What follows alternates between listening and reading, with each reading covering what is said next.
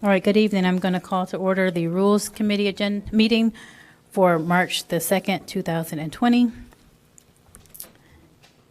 We will be starting with public comment. There are 5 speakers. Each speaker will have 3 minutes. Do you know?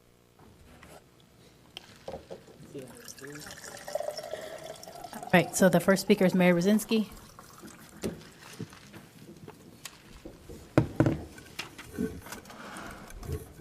All right. You Hi, can go. thank you. My name's Mary Rosinski. I just want to make 3 comments. One is on R1, when you're discussing that, I hope that we have all proposals out there completely available to all people with some sort of criteria that the whole community understands, because I think we have some really good interest in that, and this is a very long going process, as we know.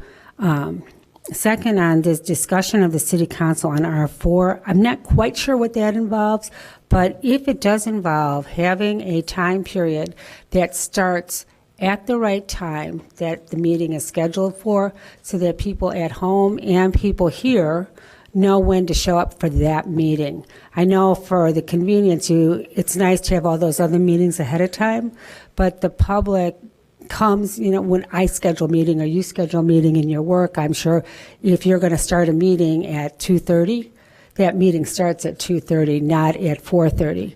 So I'm thinking for respect for the people here and away that we can come up with a schedule to get those meetings, all the meetings started at the right time, maybe not back them up to each other so quickly.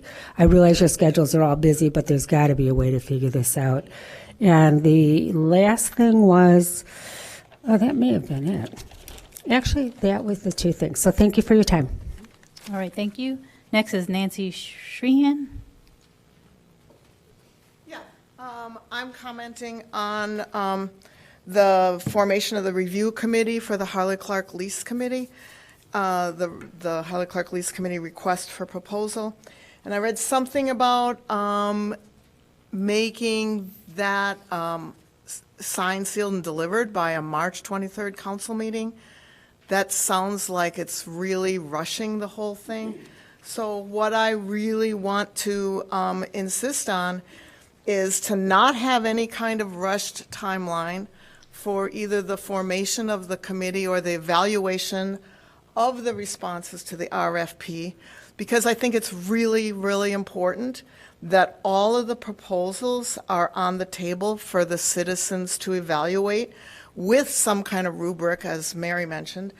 And also, this is really important, that representatives from the entire community be on that Harley Clark Proposal Evaluation Committee. And by that I mean representatives from every demographic group, so that the racial, the linguistic, the economic diversity is represented on any committee that's going to be looking at the responses to the Harley Clark RFP. So I really just don't want it to be a thing where the wealthy and well-connected get to evaluate it, but I really want input from the entire community. So that's my message. Thank you. Next is Ray Freeman.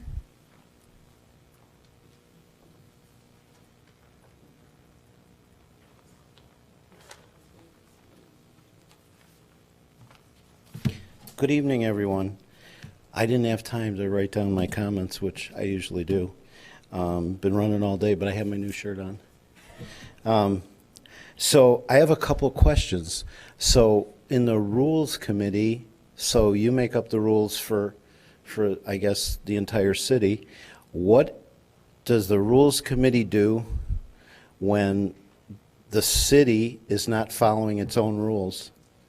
Who do I talk to? Who do I go to at that point?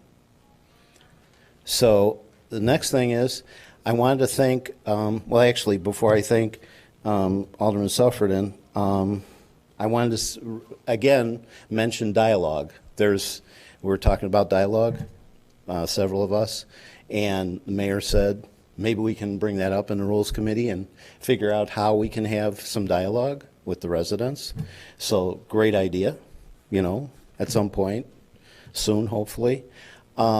So Alderman Sufford and I wanted to comment, and also Alderman Fleming, who talked about HR.gov and how to get the residents involved with talking about HR.gov, and, you know, that the residents should be involved in that process, and we need more transparency and accountability.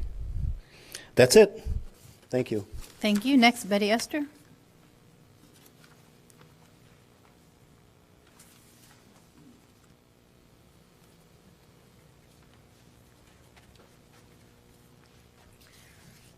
Good afternoon.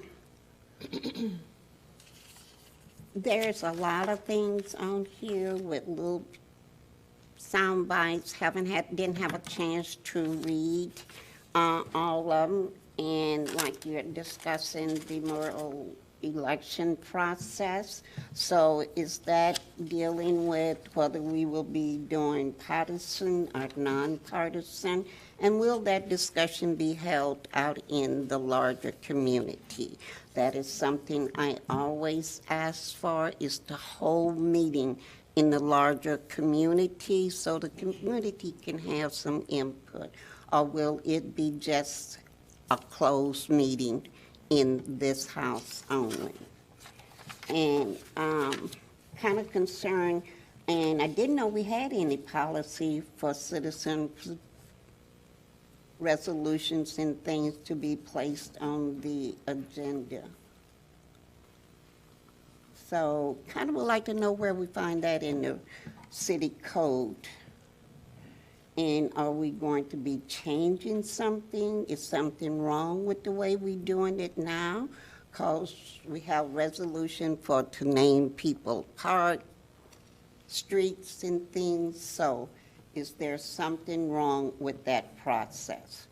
That's a question I would like to answer. Thank you. Thank you. And lastly, we have Jennifer, is it Shader? Okay. Jennifer Shader, 7th Ward, Friends of Harley Clark. And I didn't actually prepare anything. I just want to thank you in advance for the thoughtful discussion that you're going to have on the formation of the committee to review the proposals.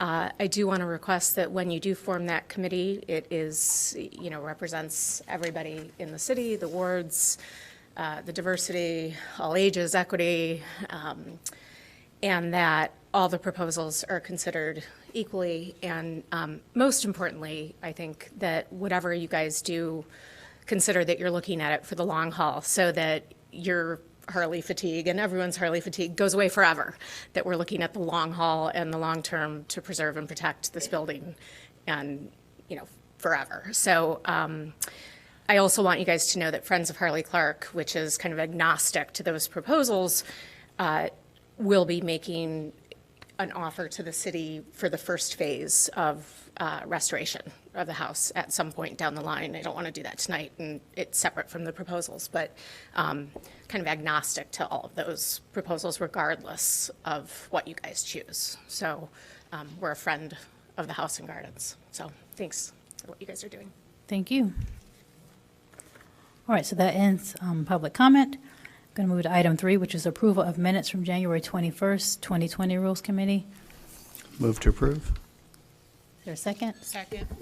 Thank you. It's been properly moved and seconded. All in favor of approving minutes, please say aye. Aye. Any opposed? All right, that passes.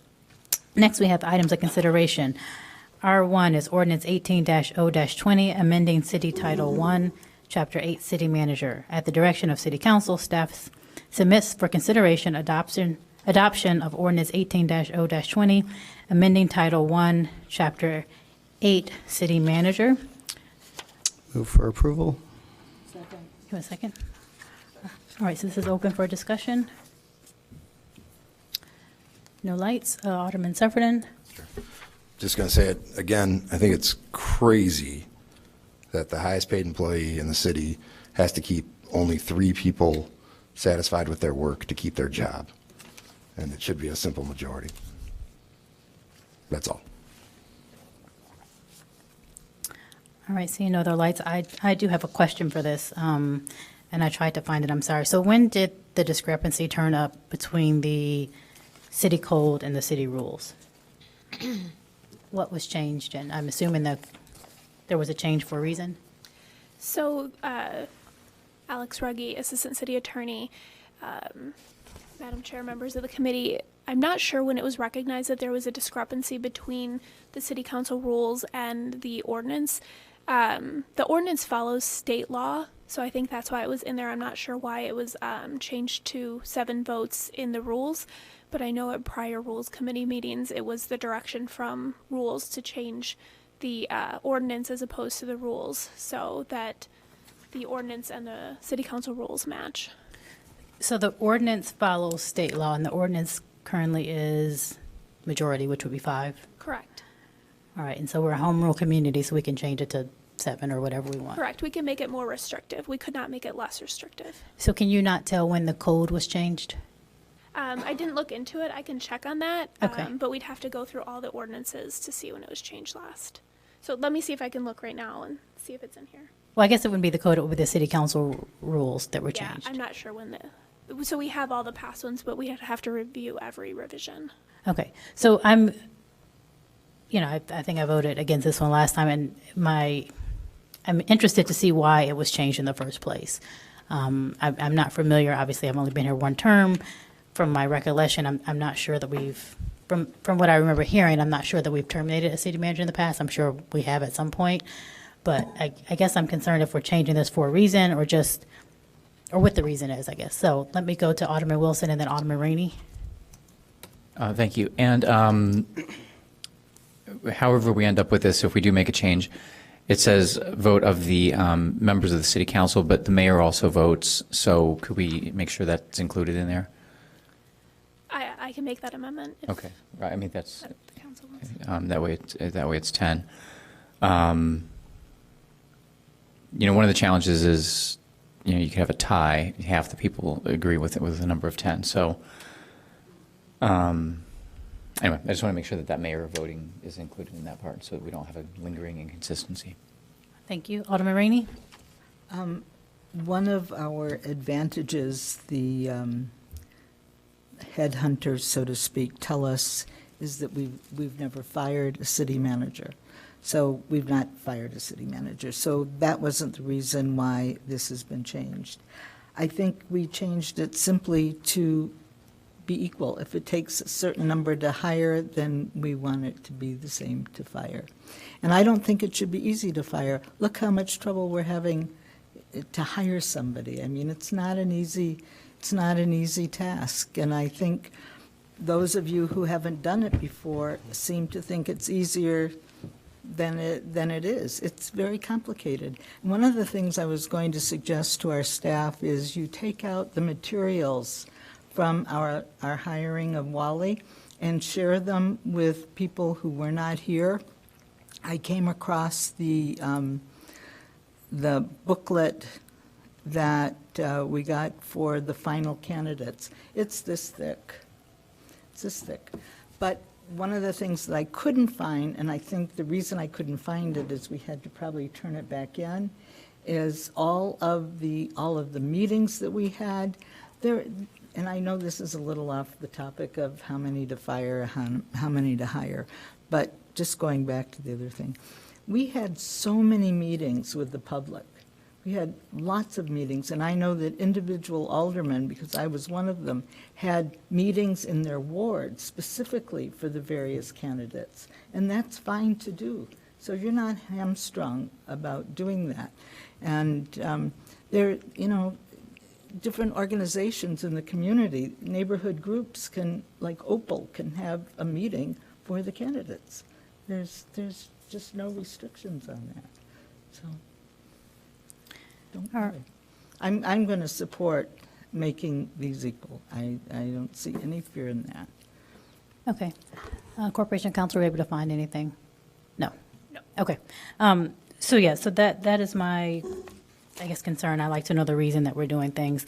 Thank you, Alderman Wilson, for catching that correction, although I think that's something we're discussing later, right? Don't we have an agenda item speaking of the mayor's participation in council things? Or am I making that up? Okay, sorry. All right, Alderman Ravel's light came on. Well, our city code says, Chapter 5, that the city council shall consist of the mayor and the alderman, so it's pretty clear that we are talking about 10 of us in this vote.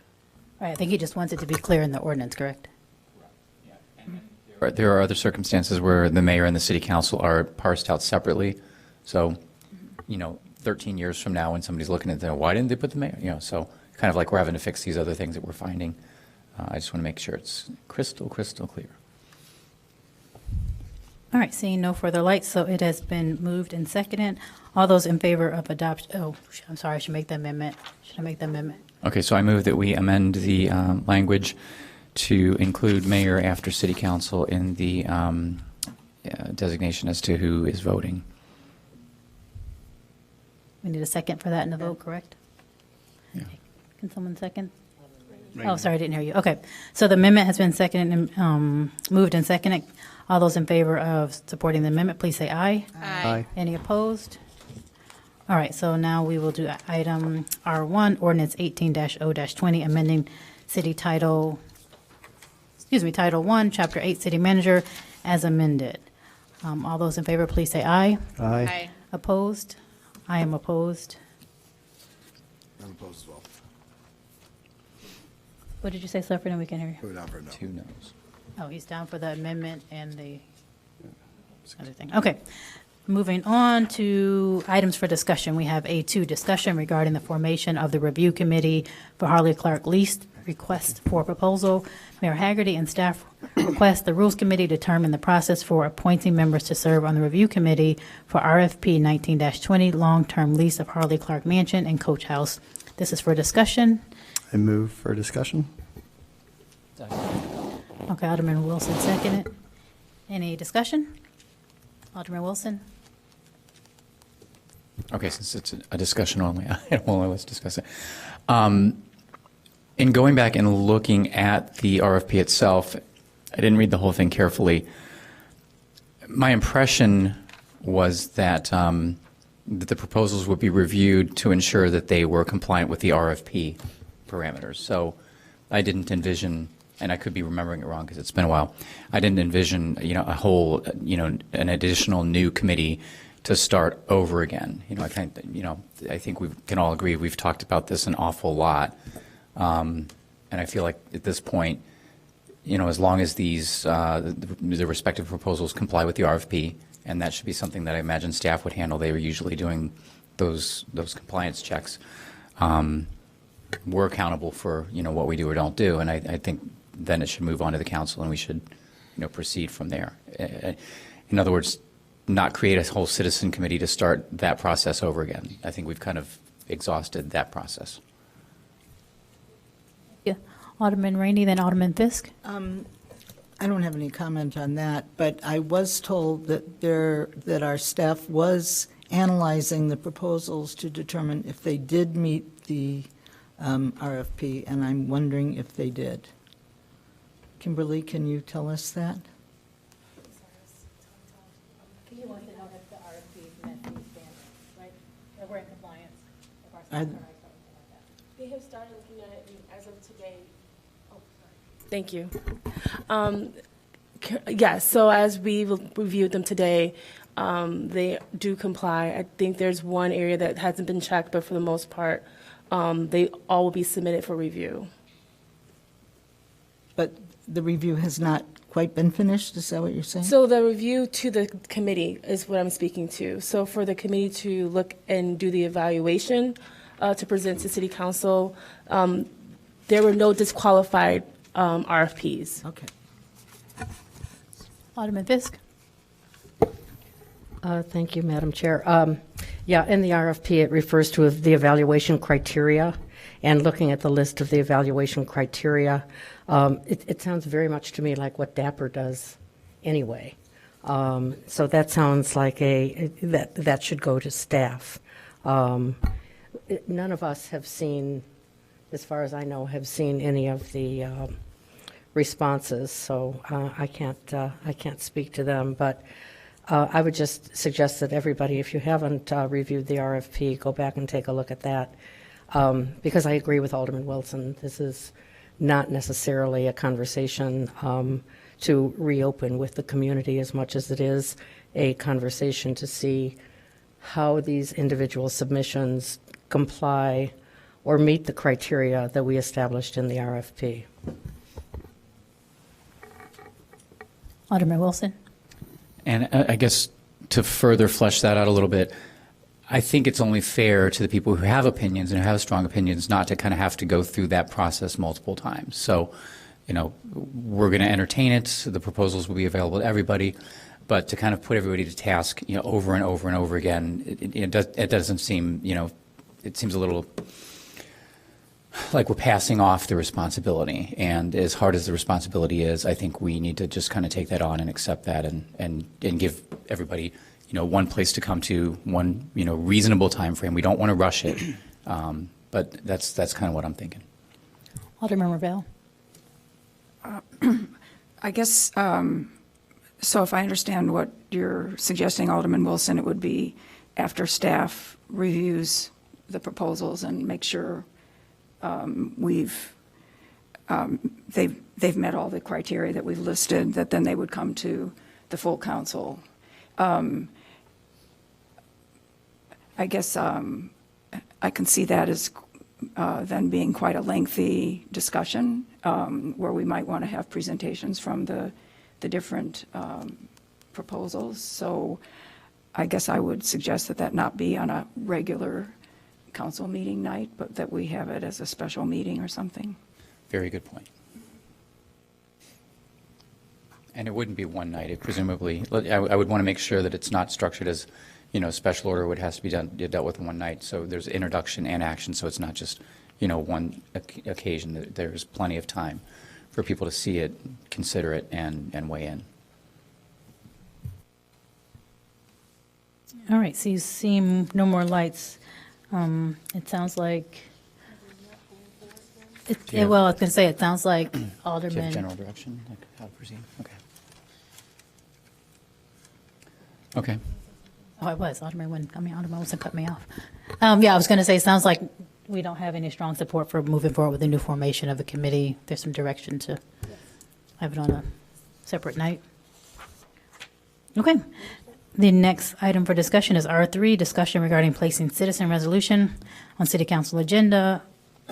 Per the request of Alderman Fisk, staff seeks direction to address the issue of whether or not to place a citizen resolution on the city council agenda that the city council does not have jurisdiction over.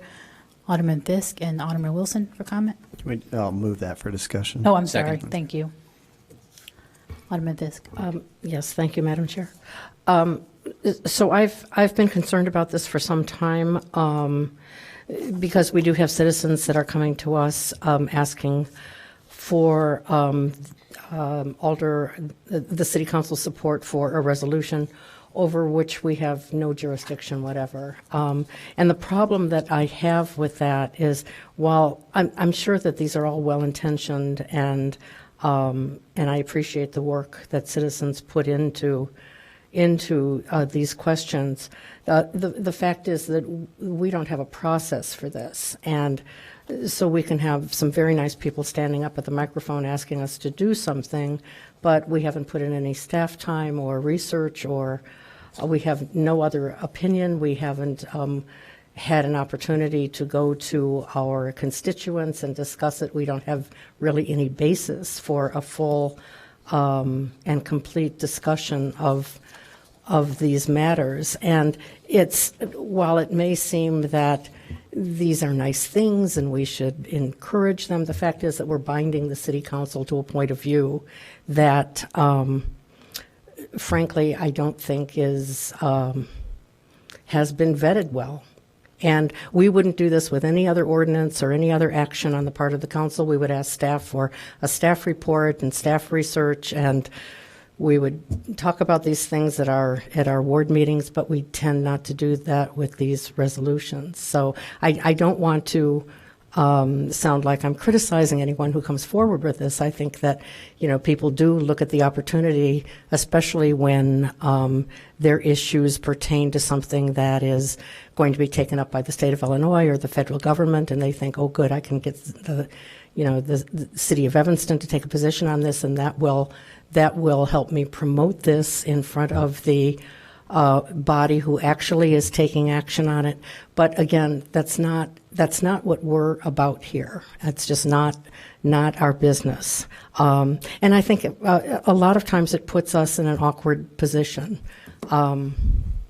So that was my thought of bringing this to the Rules Committee, and I'd be interested in anyone else's comments. All right, we have Alderman Wilson and then Alderman Ravel. Okay, you covered, I think, 98% of what I was going to say. I'm just trying to think of what the other 2% might be. I do think that we would want to just kind of, as we flesh out what the parameters would be, leave enough room so that if, I'm trying to think of an example. If there was a governmental body, governmental entity, some sort of like policy-making organization that was soliciting our input or needed our input on something, that we would have room to do that. But I do think it's important to set some parameters.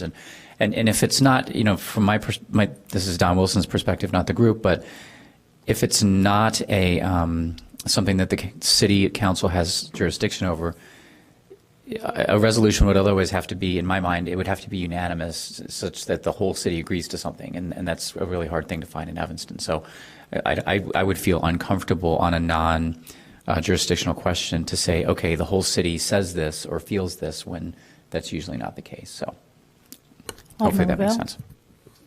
Well, I agree. It would be very helpful, I think, to have guidelines, because then we have a way to tell residents yes or no that we can try to consider the resolution that they're suggesting. I have a couple of guidelines, I guess I would suggest. One would be if it's going to be a communication to a governmental entity whose authority would affect Evanston's ability to act on a local policy or act to protect community resources, and I can think of two resolutions in particular. In February of 2017, we passed a resolution regarding the state's preemption of local government's ability to regulate pesticides, because we can do all we want about pesticides on city property, but we can't tell private property owners what they can do in the way of pesticides on their property because of the state preemption. So that was one resolution that passed overwhelmingly. And another one where we were asking a governmental entity to let us have control over what was in Evanston's property was MWRD, when we urged them to reject the Cook County request for a roadway easement across Isabella Woods. That would be one category that I would like to think we could have resolutions for those. And then most recently, of course, we had at least, I was working on the resolution regarding the Treaty on the Prohibition of Nuclear Weapons. And to my mind, Evanston is a member of Mayors for Peace, and we're a member of the U.S. Conference of Mayors. And the whole idea of working on the Treaty of the Prohibition of Nuclear Weapons is it's a top priority of Mayors for Peace, which was formed by leaders in Japan as a result of the nuclear weapons used in Japan at World War II. So we became a member of Mayors for Peace in 2008, and it would seem to me being a member implies some kind of commitment to taking action in response to their request. So if we're not prepared to follow through on the commitments that I would think a membership would imply, I guess I would think we can't be a member of these groups. So those would be the two categories where I'd like to have us say that these guidelines would allow us to consider the resolutions. All right, Mayor Haggerty? Thank you. I'm supportive of us having resolutions come before the city council. I'm fine with putting some parameters around it, but I think it brings out people to the city council chambers who don't normally come out here, and I think it's valuable as a community for them to sort of see their city government at work I echo what Alderman Ravel said. I do think there's National League of Cities, U.S. Conference of Mayors, and at times there's important resolutions that they would like to see come from cities around the country. So I don't want to see us cut that off, but I also don't want to see us having multiple meetings, holding items, and taking up a lot of time on really controversial issues that are distracting us from the day-to-day business of the city government. All right, so my comment is, I think what Alderman Ravel brought up is very important. I think that probably, in my opinion, falls outside of the citizen resolution, because if there's something from National League of Cities or one of these other organizations that we belong to, or something that's happening in the Springfield that we want to voice an objection to, that's probably not necessarily going to come from a citizen. We would maybe know that from our correspondence with the membership organizations. So that's something that will come either via the mayor or the city manager's office, and we won't see which is my concern, as you said, these items that, one, take up a lot of time and are a little bit more symbolic, given the number of things that we have to focus on. And as Alderman Wilson said, where we can't really speak for, every citizen in Evanston supports whatever the item is, particularly if it's not something in which we're necessarily well informed with. We have a chance to go back to our citizen base and ask them. So I would definitely support something to the effect that Alderman Ravel laid out. That would again not fall under citizen resolution. That would just be an intergovernmental kind of a resolution that we could still make some parameters around, but still I would support, as written in our materials here, not placing citizen resolutions on the council agenda. Alderman Fisk? Thank you. And I would just add that if for the resolutions that we are going to put on the council agenda, that we have a staff report on them, that we have a full discussion, research, and information, just like staff provides for actions that the council takes. So I think any action that we take as a council needs to have both sides presented. Not that there is a pro and con, but that so we're not just getting one side from a group that may be promoting something and we haven't heard the other side. It's been a surprise to me.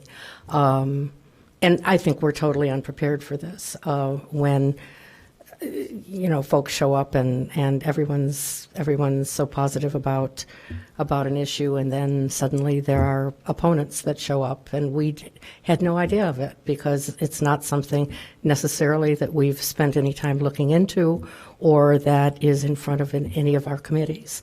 So I just want to be fair to everyone so that we have all the information that we need so that the public can have confidence in the decision that we're making and the position that we're taking as a council. It has been well thought out and vetted, because I think that's our responsibility. All right, seeing no further lights for discussion, City Manager, you have some direction? Okay, thank you. All right, so moving on to our forward discussion of City Council meeting schedule. Alderman Fisk and staff request discussion of the standard City Council meeting schedule to determine the preferred schedule, whether it be existing schedule or a variation thereof. Can we have a motion? All right, Alderman Wilson. I think we should make the change to take that other meeting off the ordinary calendar and go back to a more of an as-needed. I think that's fair to everybody as far as, planning your life, planning your calendar, planning your schedule, and, kind of trying to hold those, 12 meetings open or 12 or more meetings open is not necessary given the record from last year on which ones we kept and which one didn't. Alderman Rainey. I'd like to declare the fifth Monday off limits completely. The few fifth Mondays there are, I just think that we should be able to count on those as being our own. Can you repeat that? I'm sorry, I didn't hear you. The fifth Monday, I think that should be off limits. We should never schedule a meeting on the fifth Monday. So to remove the scheduled now affordable housing on the fifth Monday? I think we should be able to schedule that on a third Monday. Okay. Alderman Fisk. Thank you. My thought was, as Alderman Wilson it referred, we have had an opportunity to see in action what our schedule has been, and we don't need that. So my thought is that in trying to conserve our resources and be mindful of our budget and staff cuts and staff time, that we can go back to a schedule that's more in keeping with what we had before, which is the 2 meetings a month, and then if a meeting is needed, we can fit it in rather than having the standing meetings as planned. I think more and more we need to look at the amount of work that we're asking our staff to do. agree. And I look at them, and a lot of them seem really tired to me. And I know that they're working really hard, and I really appreciate that. But a change like this, I think, is going to be really helpful in helping them plan their time as well, and to get us all the information and services that we require as a council. But if we leave that fifth Monday open, it will be used, and I just think that we should not use that fifth Monday. Because I think we Okay, should have. so can we, No, we never use it. We make a, we use it now for affordable housing. I know. Is what but we decided. The first Monday is frequently very, very lightly used, and the third Monday is frequently not that heavy. So I'm asking that we figure it out and leave the fifth Monday always vacant. Make it. And All right, for the, can I, we got to go by the lights, people here. Okay, sorry. I just wanted to finish my thought because Alderman Rennie. All right, quickly. Okay, so I'm advocating 2 council meetings a month, going back to that. All right, so I'm going to interject real quick for the public who is here and people are sitting at home who might not even know we've been off of a traditional schedule, to tell you what schedule we're proposing, because you're probably only hearing that we're talking about cutting meetings. So the previous and the past practice has been that the council meet, this is the first Monday we have committee meetings, so this is not considered a council evening. And then the meetings that we traditionally have had are I'm sorry, I'm trying to read it off here so I make sure I don't get it wrong. Yes, sorry, second and fourth. So the proposal here is that we return to council meeting on the second and the fourth Monday of the month, and then the third Monday, if needed, would be for special order business. So that's where we could have affordable housing and whatever other, maybe Harley Clark or whatever other longer discussion we need to have. And what Alderman Rainey is proposing is that we don't then schedule anything for the fifth Monday. That's just that we don't ever have fifth Monday meeting. So that is the proposed kind of return to traditional scheduling. Alderman Ruth Simmons and then Alderman Wilson. I just wanted to support what Alderman Rainey is saying, and I hear you on the staff piece, Alderman Fisk as well. I'm sure they're exhausted, but just for quality of life and work-life balance, in terms of having that one Monday off, there are ways that this is being done across the nation. Just came from Philly. They actually take June, July, August off completely. I mean, there's other ways to get this done. So I would support that I would support Alderman Rainey in that fifth Monday vacant. How many fifth Mondays are there? It also allows time for us to do work and research and have appointments and so on. Alderman Wilson.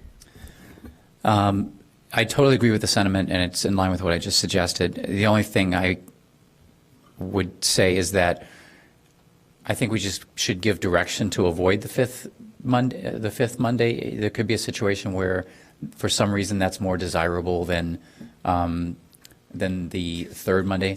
No, I mean, because if you look at a calendar, it varies year to year. It's going to be a different month every year. One year it could fall on 4th of July, and that would, like mess, or not 4th of July, whatever. I just don't think we should make a rule barring it forever. I think we should avoid it, but go back to the second and fourth and pick the third, and if it necessary, the fifth on an as-needed basis. But I just don't want to bar it completely as a rule, because it could be a situation where it's more desirable. Let's see what it looks Alderman Ruth Simmons. If we don't, so for example, we don't have any rules around it now, and we generally meet, maybe we have a Monday off, like the way it's been trending. Is there any feedback or report on what our standard has been in terms of Mondays And then some of us are on more committees and that sort of thing. But if we protect that Monday, then we'll know at least we will have that one Monday off, that fifth Monday. Is there any feedback on? I don't have a strong opinion. It's just a suggestion. So if people feel strongly about it, I don't care. We should better use our first Monday. We do not use our first Monday that well. All right, so there's been a robust discussion, no more lights. City Manager's Office asked for direction and will return to us with their amended schedule. Correct. I will return with an amended schedule that will exclude the 5th and 3rd. No, third I for mean, special sorry. order of business. 3rd for special order of business. As needed. All right, so next we're moving on to R5, discussion of Administration and Public Works and Planning and Development Committee meeting times. Staff recommends Rules Committee discuss and approve direction on meeting start times for APW and P&D Committee for discussion.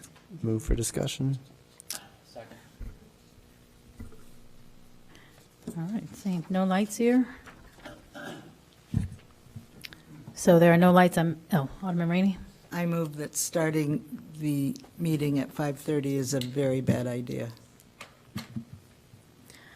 All right, so the meeting, just for the public, that she's talking about is APNW proposed start time at 5:30. P&D would then start at 6:15. Alderman Rainey disagrees. Any more comment on that? I agree with Alderman Rainey. Alderman Wilson? I'm not on the committee, so I don't have a particularly vested interest, but it just seems to me that a 5:30 meeting is going to be hard for anybody who has to work to make it to, or has kids to pick up or things like that. All right, no other comments? What about 5:45? Still too early? Yes, 6 o'clock is, I believe, necessary. I mean, if we want to have more inclusion on our elected board, we need folks that are going to be working, and it's difficult, especially if you're working in the city. I mean, there's not a lot of jobs in Evanston. Most people are coming from outside of Evanston from work. You have to be able to get to Evanston on the other side of traffic, so 6 o'clock is, I think, important. Okay, Alderman Sufferna? I was just say 6 sharp would be an improvement, and we could probably That's a good point. Yeah. I will get it do done that. without changing anything. But All right, so it sounds like people are in favor of leaving it at 6, and we will make every effort possible to start the meeting at 6. Perfect. Second. All right, so we'll leave it as is. So AP&W will start at 6, and P&D, the goal will be to start at 6:45. Or after. R6 is discussion regarding elected officials' access to city newsletter and mailing list. Staff is seeking our direction on whether elected officials should have access to city newsletter mailing list. Move for discussion. Thank you, Alderman Wilson. I don't think we should. I think that when probably most people sign up for something like a newsletter, they are not expecting that someone's going to take that and somebody's going to take that information. Also, our privacy policy specifically says that no attempts are made to identify individual users or their usage habits, and I just feel like giving access to those lists would be a slippery slope. I wouldn't be comfortable with that. Alderman Braithwaite. Thank you, Madam Chair. I disagree, and I am in support. And here's the reality for members of council, anyone who's paying attention. So our newsletters is just one of many tools that we communicate with our residents. And to my knowledge, there's no one here that utilizes staff to respond to their emails. So if you email me or any other member of the council, we're the ones that are going to respond to you. If your newsletter, if someone chooses to respond to that, we are the ones that are going to respond to you. And very often, I mean, even in the beginning, I think I was probably one of the first users of this. I actively recruit people to my newsletter. So I don't rely on staff to do that. And I think if the issue that we're trying to stay away from is someone, and that someone should be myself or whoever is the owner of that ward. So I wouldn't expect that someone outside of the second ward or residents, another alderman or staff, but if it's something that I monitor, I should have access to it. And if, again, the concern is what if one would want to use that for campaign purposes, then it's real simple. Just put a clause on it and say that this newsletter is owned by Alderman Braithwaite or the second ward alderman, and you just put a little box that says it could be used for campaign, and then that should make it pretty straightforward. That should cover all the uses, would be my suggestion. Alderman Rainey? Well, it refers to the city newsletter. I have no interest in having access to the city newsletter that reminds people about street cleaning or, Robert Crown activities or Parks and Recreation.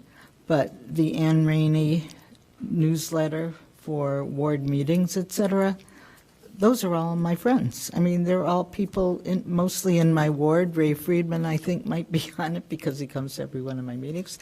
And a few other people from out of the ward, but they're all people I know. They're all on my personal email list. So I insisted on having that, and I know I got some pushback from at least one alderman on that.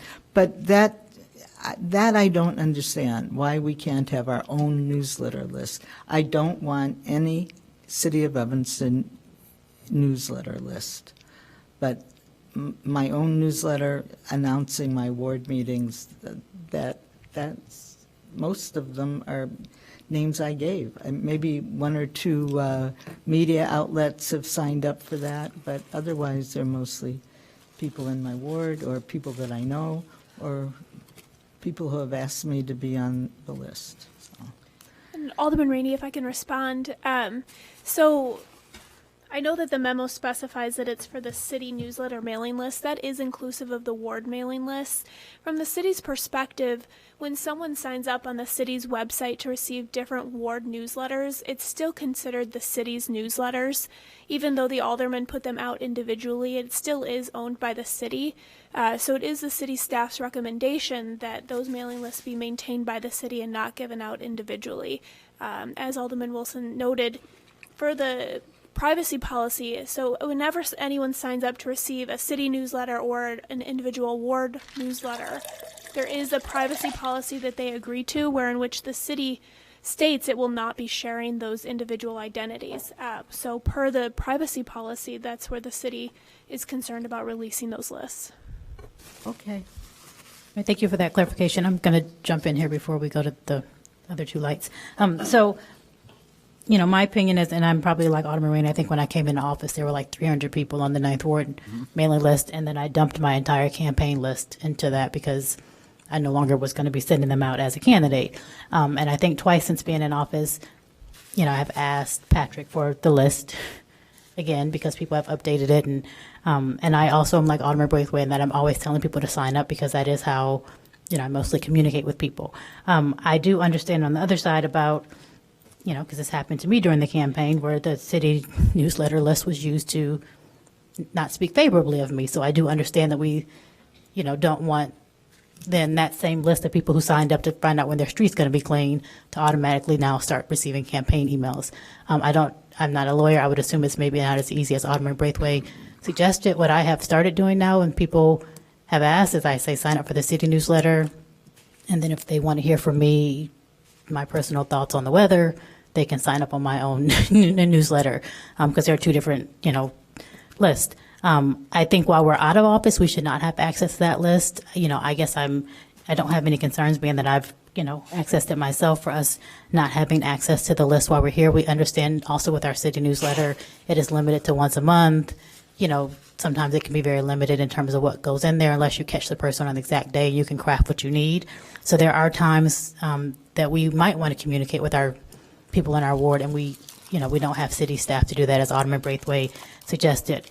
I think if there was a way to either ask people when they're signing up for this list, do they want to also have their information shared with the aldermen? Maybe there's a way we can have them opt in or out of that. And then those people who have opted in, we can share their information with the aldermen as they're in office.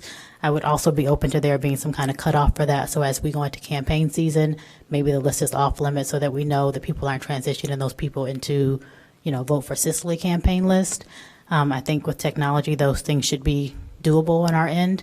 But sometimes people sign up for our ward newsletter and they don't know that, it is more of an automatic kind of a thing. And unless they come to the ward meetings, they're not having necessarily a dialogue with us. So I do think there's some room for improvement with those lists.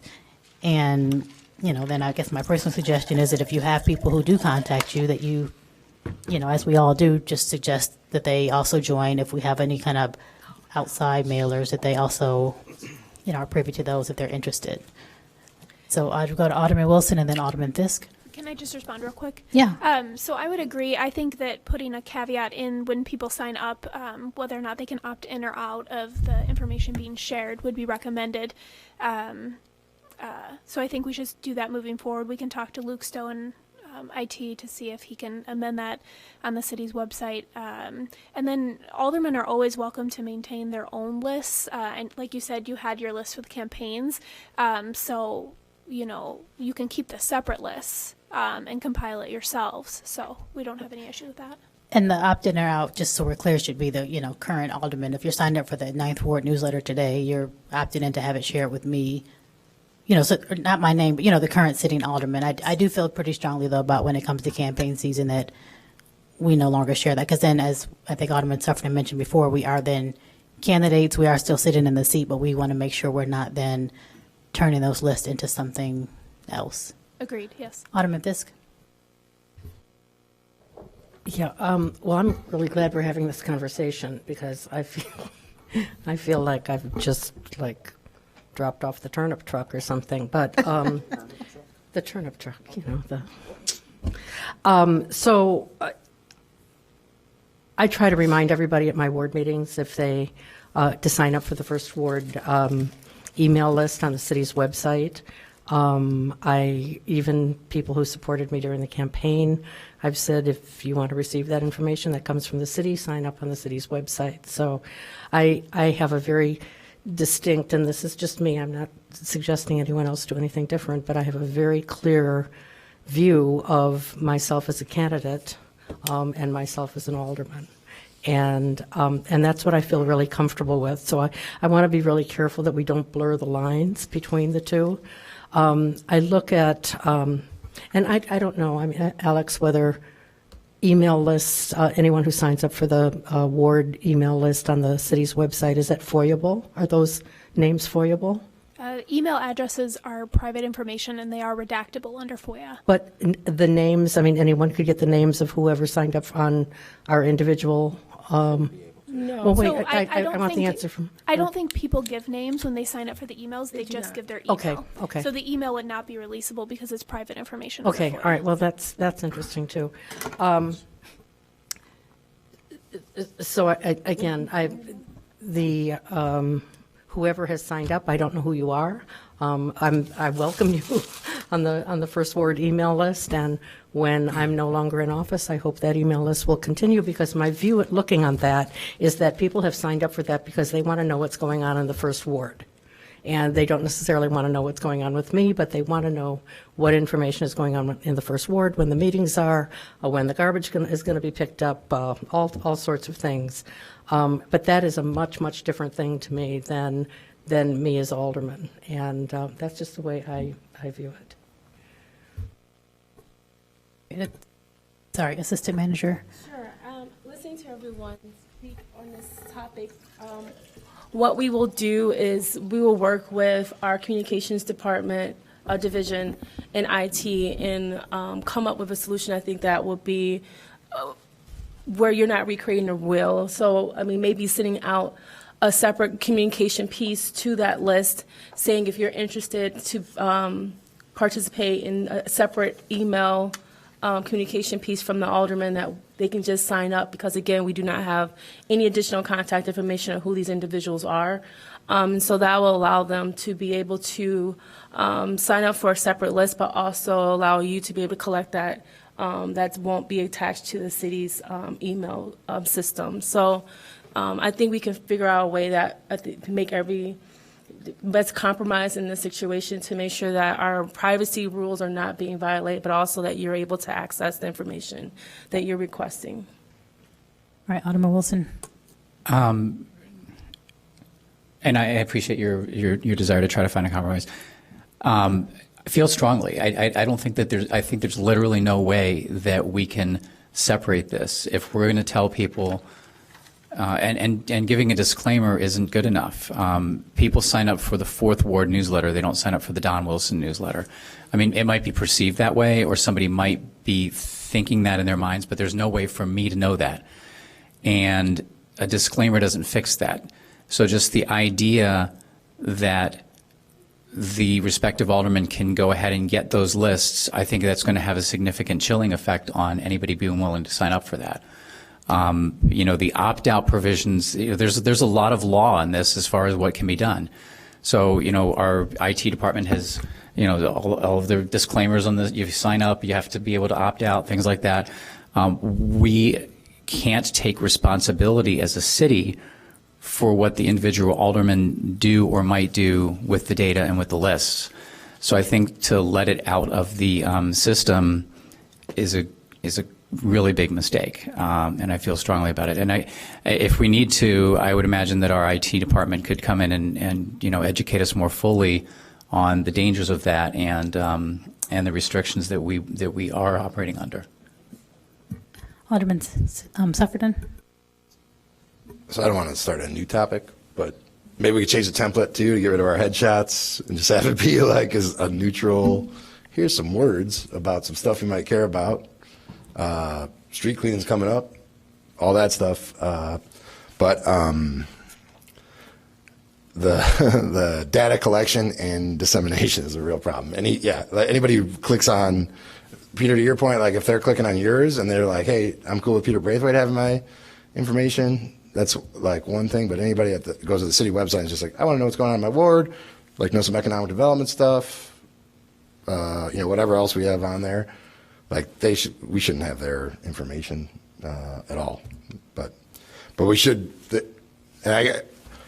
So my newsletter, not always like as neutral as it probably should be, but let's get rid of the headshots and the names and just make them like, to your point, Don, like just you signed up for the Fourth Ward newsletter. Here's like what's going on in the Fourth Ward, and leave it at that, or just get rid of them all together and just use the city ones, because that's the other thing is that a lot of times they're just compilations of information that's available other places.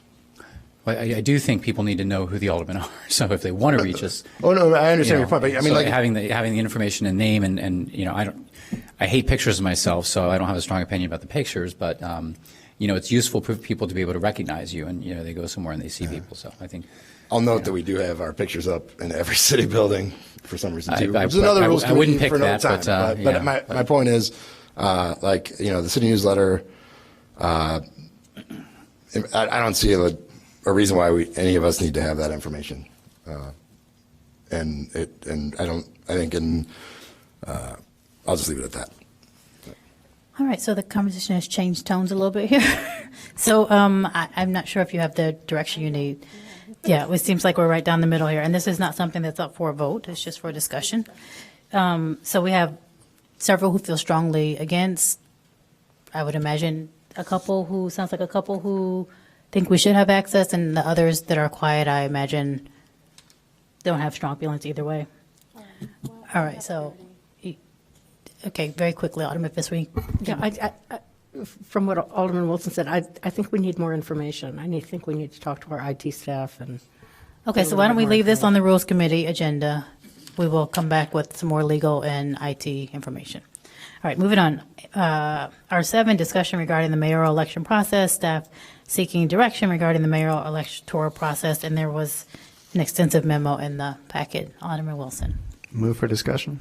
Oh, thank you. What I think we should do is put it on the next meeting and wait the results of the nonpartisan referendum, because I'm assuming that'll pass. I think we're all assuming that'll pass, but if it doesn't pass, that changes things. So I don't want to get ahead of the curve. So I suggest we hold that till the next All meeting. right, anyone else who has strong feelings? No? All right, so we will hold that until the next meeting and come back with the results of the election.